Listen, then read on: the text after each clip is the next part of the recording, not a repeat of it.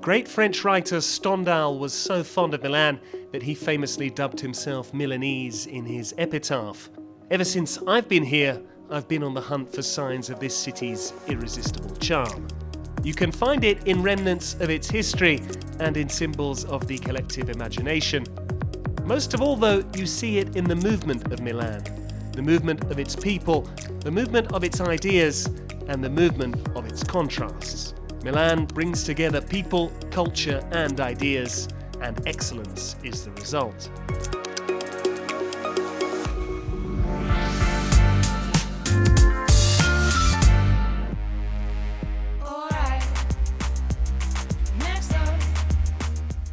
One of the things I like most about Milan are its high-rises.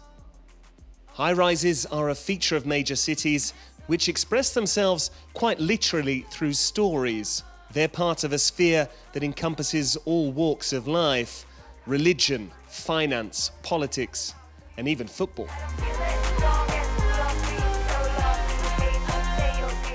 La passione per il calcio è la passione per un evento, diciamo, imprevedibile prima di tutto, che ha, come dire, una cornice spaziale da architetto, lo dico, rigida, chiarissima, eppure dentro ha dei flussi spazio-temporali che, nonostante le regole, non sono mai prevedibili. E questo è, come dire, il miracolo straordinario e la follia imprevedibile del gioco del calcio, che non è mai prevedibile di fatto.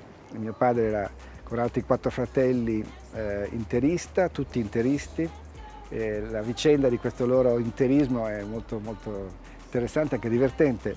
Avevano una tata negli anni 30, vivevano a Milano, una tata che si era fidanzata con Rovelli, che era una centravanti di riserva dell'Inter, e che, un pochino anche per naturalmente giustificare le sue scappatelle con il centravanti, questa tata friulana si portava dietro uno dei fratellini Boeri all'arena, mentre, diciamo, si nascondeva dietro gli spogliatoi con Rovelli, affidava il bambino di turno, il fratello Boeri di turno, a volte a Meazza, a volte a Frossi, a volte a Di Maria, giocatori straordinari che hanno fatto la storia del calcio di quel periodo.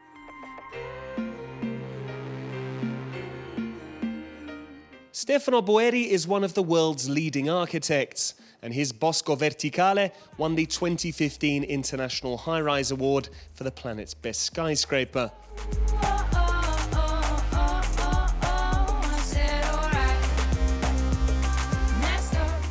Il design è la capacità di trasmettere a degli oggetti d'uso qualcosa di più.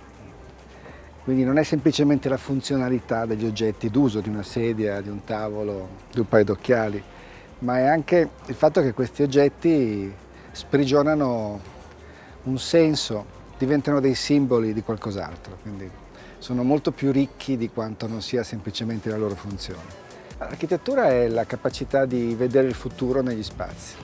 Noi dovremmo e dobbiamo spesso cercare di vedere un futuro che ancora non c'è, immaginandoci anche come questo futuro potrà essere vissuto ed eventualmente cambiato da chi lo abiterà. Milano ha una storia molto importante, non solamente in Europa, ma nel mondo, nella storia dell'architettura e nella storia del design.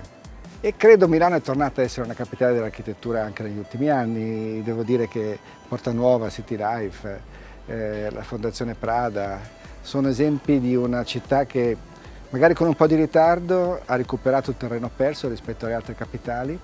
Perché riguarda il design, ça va sans dire, cioè Milano è il luogo dove è nato il design italiano. E ancora Milano oggi è la sede del museo del Salone del Mobile, che è il più grande evento di design del mondo. Milano è una matrice, quindi matrice vuol dire anche una grande madre. È una città a cui mi sento di appartenere in toto e a cui sono legatissimo. Milan, design and Inter, to his mind, are dynamic, constantly evolving concepts.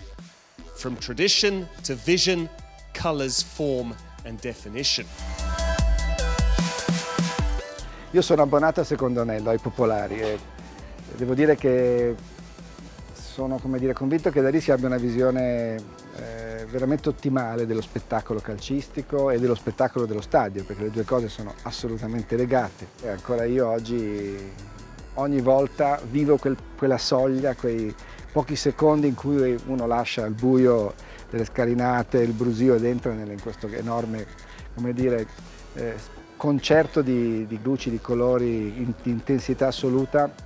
Anch'io mi emoziono ogni volta, questo è il bello anche questo dello spettacolo calcistico. Sport, football and entertainment.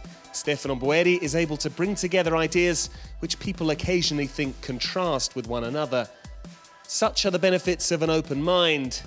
You can ask him to compare Inter to a form of architecture or draw parallels between the world's best skyscraper and a former Nerazzurri player. Se penso all'architettura penso a qualcosa che sia insieme, come dire, aperta a tutti e però rivolta al futuro. Io penso potrebbe essere una scuola che in qualche modo pensa a Marte o che sta su Marte, è un bel modo per pensare all'Inter del futuro. Il bosco verticale mi verrebbe dire Ibrahimovic, perché il bosco verticale contiene in sé cose che solitamente vengono separate, gli alberi e le facciate di un edificio. Ibrahimovic era insieme ed è insieme velocissimo, potente, capace di movimenti improvvisi e nello stesso tempo estremamente intelligente sul piano tattico.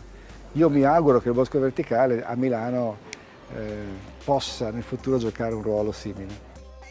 As an Englishman, I've always been struck by Milan's and Italy's ability to transform the meaning of some of the words in my vocabulary. They give them a different flavour, like in the case of food, or a different outfit in the case of fashion. Alternatively, they bestow upon them new forms and visions, as in the case of design. Milan develops as a matrix, and everything is transformed. Inter become a school on how to live on Mars. A Swedish centre forward becomes a Milanese skyscraper, and football, a story yet to be told. Potrebbe essere un progetto bellissimo anche concepire uno stadio, no, di calcio. Beh, no, questo senz'altro sì, cioè, allora hai ragione perfettamente. In generale il calcio è una tale complessa meraviglia che disegnare la cornice di questo evento spazio-temporale sì, imprevedibile è una cosa che mi attira moltissimissimo. Quindi sì, assolutamente.